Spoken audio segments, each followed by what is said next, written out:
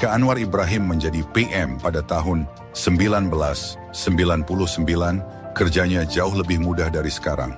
Tapi Anwar menjadi PM 2022 yang penuh dengan cabaran yang tidak mampu Mahathir 2.0, Muhyiddin dan Ismail Sabri hadapi.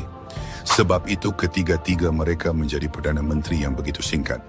1. Andai kata Anwar menjadi PM 1999 ketika bersama UMNO dengan kekuatan BN 2/3 majoriti, mudah beliau melakukan reformasi.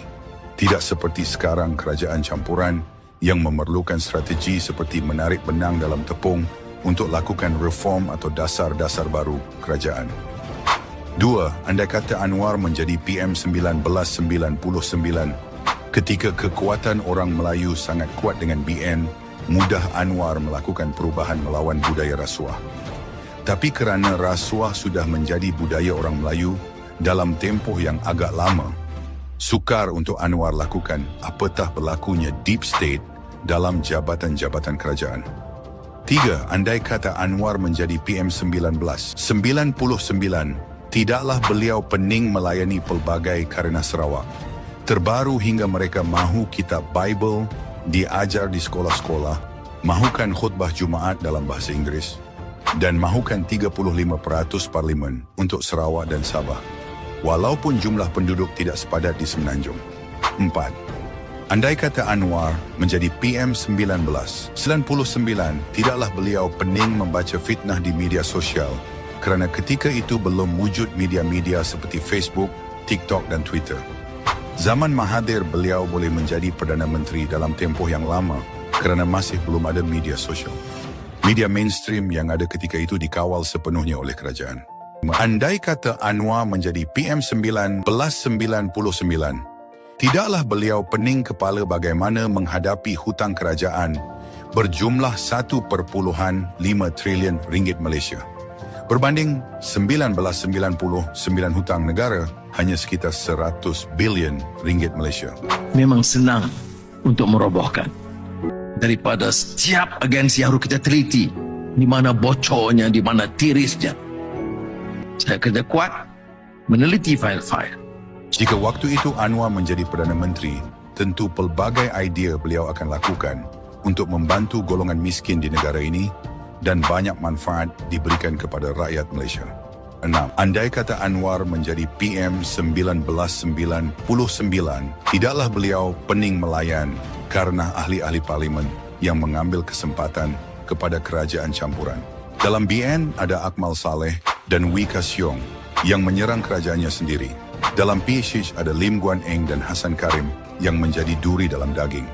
Jika waktu BN 1999 dahulu, tiada MP yang partinya bersama kerajaan berani mengkritik kerajaan, mereka akan gunakan saluran dalaman. Bukan mudah menguruskan kerajaan campuran seperti sekarang. Muhyiddin dan Ismail Sabri pun gagal dalam tempoh yang begitu singkat sahaja dan terus angkat tangan. Kini usia Anwar 77 tahun. Beliau ke sana sini tanpa berehat dan tanpa bergaji untuk memulihkan ekonomi negara. Yang menyedihkan, hari-hari beliau dimaki oleh pembangkang hanya kerana beliau mahu membela nasib orang miskin dan untuk melawan rasuah. Sesuatu yang tidak masuk di akal. Bagaimana orang Melayu khasnya memaki hamun dan sanggup memfitnah seorang lelaki yang berusia 77 tahun yang bekerja keras untuk memastikan Malaysia yang sakit ini mampu sembuh dari penyakit yang semakin parah. Beliau memikul beban dari pimpinan terdahulu.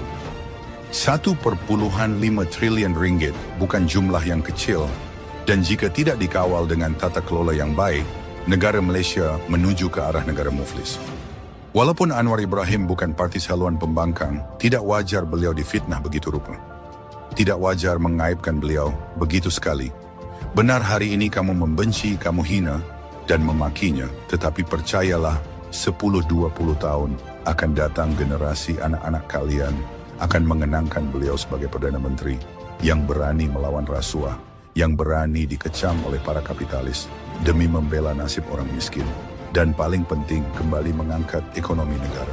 Ingat, membela orang miskin bukannya mudah kerana akan muncul musuh di kalangan mahakaya. Tapi Anwar insan yang berani untuk bersama orang-orang miskin dan bukan sebagai PM lazimnya bersama dengan orang-orang kaya. Dapat kita lihat di media sosial, rakyat di negara barat dan negara jiran Indonesia memberitahu dunia atau negara mereka memerlukan pemimpin seperti Anwar Ibrahim. Tetapi kita tanpa rasa bersyukur menghina, memaki, memfitnah dan mengaibkannya. Percayalah suatu hari nanti, barulah kita sedar mengapa pemimpin dunia mengkagumi Perdana Menteri bernama Anwar Ibrahim suatu ketika dahulu.